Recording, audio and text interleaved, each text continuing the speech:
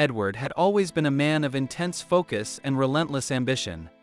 From the tender age of 5, when he first picked up a crayon and tried to sketch the world around him, he exhibited a drive far beyond his years. His early drawings, crude and unrefined, were filled with a raw enthusiasm that hinted at something special. Those childhood doodles of whimsical trees, castles in the clouds, and imaginary creatures were more than just scribbles on paper. They were the first expressions of a soul yearning for perfection. Edward's parents, noticing his passion, showered him with encouragement. They bought him art supplies, enrolled him in drawing classes, and filled his room with books about great artists. The young Edward absorbed it all, as if each page turned and each lesson learned were a step closer to an elusive mastery that already dominated his thoughts. As he grew older, Edward's obsession deepened. His teenage years were a blur of sketchbooks, canvases, and endless hours spent in the solitude of his room. While other kids were out playing sports, going to parties, or falling in love for the first time, Edward was alone, locked away with his pencils and paints. He would stay up until dawn, driven by a fervor that left him both exhausted and exhilarated. By the age of 16, he had developed a reputation as a prodigy in his small town, his work far surpassing that of his peers. Teachers praised him, competitions honored him, and local newspapers ran stories about the boy wonder. Edward basked in the admiration, but was never satisfied. Every piece he completed was merely a stepping stone to the next. In his 20s, Edward's career began to take off. His work, characterized by meticulous detail and an almost haunting beauty, caught the attention of art critics and gallery owners. His first major exhibition was a runaway success, drawing crowds who marveled at the depth and complexity of his creations. Each piece told a story, and Edward's ability to convey emotion through his art captivated audiences. Collectors lined up to purchase his work, and soon, Edward's paintings adorned the walls of prominent galleries and private collections across the country. His name became synonymous with innovation and brilliance, and he was quickly propelled into the upper echelons of the art world. With fame came a whirlwind of opportunities. Edward traveled extensively, showcasing his work in major cities around the globe. He attended glamorous gallery openings in New York, Paris, and Tokyo, rubbing shoulders with celebrities, art dealers, and critics. The invitations to high society events were endless, and Edward found himself at the center of a world he had once only dreamed of. Magazine covers featured his face, and interviews lauded him as the new standard of artistic excellence. He was celebrated not just for his talent, but for his relentless dedication, his almost superhuman ability to pour himself entirely into his work. Yet, as Edward's star continued to rise, his personal life began to crumble. His friends and family, once his greatest supporters, found themselves increasingly sidelined by his unrelenting pursuit of perfection. He missed weddings, birthdays, and the birth of his own goddaughter. His fiancée, Maria, a warm-hearted woman who had been by his side since their early days, watched helplessly as the man she loved disappeared into his art.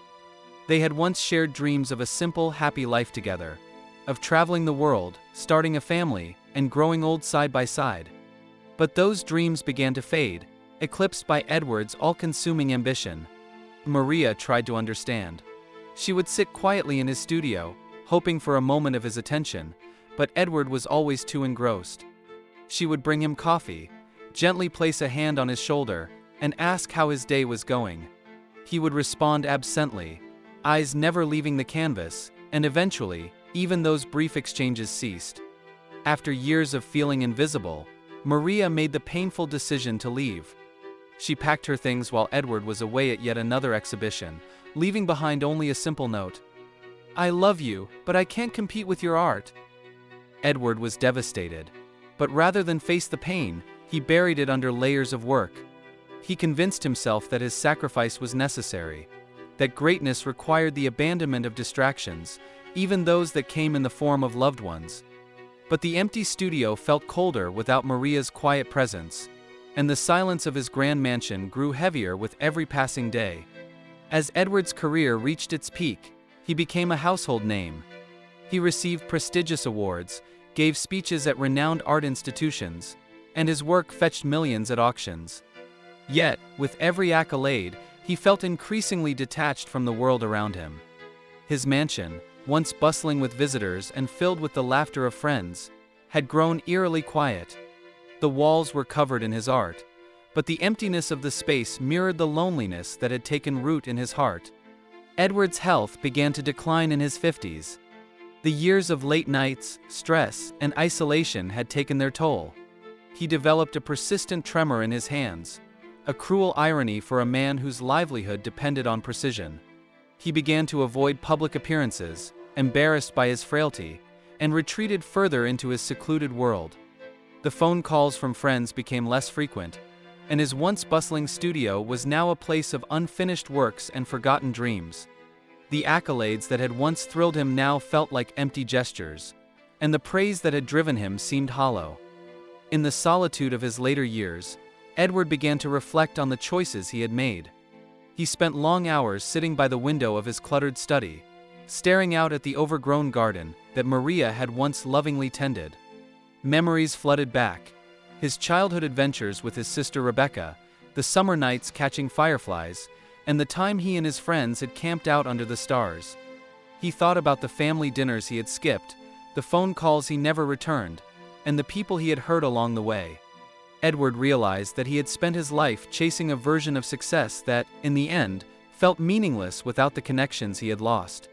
The trophies and awards that lined his shelves, once symbols of his triumphs, now seemed like mocking reminders of what he had sacrificed. He found himself haunted by the faces of those he had pushed away. Rebecca, who had always been his biggest cheerleader, now raising a family of her own without her brother by her side. Maria, whose laughter he could barely remember, and his parents, whose pride had gradually turned into silent disappointment. Determined to make amends, Edward began reaching out to the people he had lost touch with. He wrote letters, heartfelt, honest, and filled with regret. To Rebecca, he apologized for missing her children's birthdays, for not being there when their father passed, and for letting his ambition overshadow his love for his family. He recounted stories from their childhood, reminding her of the bond they once shared, and promised that he would spend whatever time he had left making things right. Edward's letter to Maria was the hardest to write. He agonized over every word, trying to convey the depth of his remorse and the love he still felt. He acknowledged the pain he had caused and confessed that he had spent years trying to fill the void she had left. He asked for her forgiveness, not expecting a response, but needing her to know that she had always been more important to him than any masterpiece he could ever create. To his surprise, Maria wrote back. Her letter was kind but honest, filled with memories of their happier times and the sadness she had felt watching him drift away. She forgave him, though she had moved on, now married with children of her own. Still, she expressed gratitude for their time together and wished him peace. Reading her words, Edward felt a bittersweet sense of closure. He knew he couldn't change the past, but her forgiveness was a balm to his wounded heart. In his final years, Edward's grand mansion became a place of quiet reconciliation. Old friends visited, bringing laughter and stories that breathed new life into the old rooms. Edward hosted small gatherings, sharing meals and memories with those who had been part of his journey. The house, once a monument to solitude, was filled again with the warmth of human connection. Edward's reflections grew deeper. He spoke openly about his regrets, his mistakes, and the lessons he had learned. He told his visitors that while his pursuit of mastery had been rewarding, it had come at too great a cost. He stressed the importance of living fully, nurturing relationships, and finding joy in the present. His words resonated deeply with those who listened, not just because of his achievements, but because of the humility and wisdom that only years of hardship could bring. Edward's final works were different from anything he had created before. They were softer, more introspective, capturing moments of ordinary beauty. A mother holding her child, an old couple sharing a quiet walk, a simple sunset over a calm sea. These pieces spoke of a man who had finally found peace in the simplicity of life, who had come to understand that the true art of living lay not in perfection, but in embracing the imperfect, fleeting moments that made it worthwhile. As Edward's health continued to decline, he found solace in the small joys he had once overlooked: the taste of his morning coffee, the sound of rain tapping against his window, the comfort of a handwritten letter from a friend. He spent his last days surrounded by those who mattered, finding redemption in their presence. The man who had once been consumed by his art had finally learned to let go, embracing a different kind of masterpiece, a life reconnected, if only in its final chapters. In the end, Edward's legacy was not just the impressive accolades that adorned his walls, but the lessons he imparted about what it meant to truly live. His final moments were a testament to his newfound understanding that the most valuable skills are not just those we master, but those that help us connect, forgive, and find joy in the journey itself. Edward passed away quietly, content in the knowledge that while he had been flawed, he had also been human, and that was enough.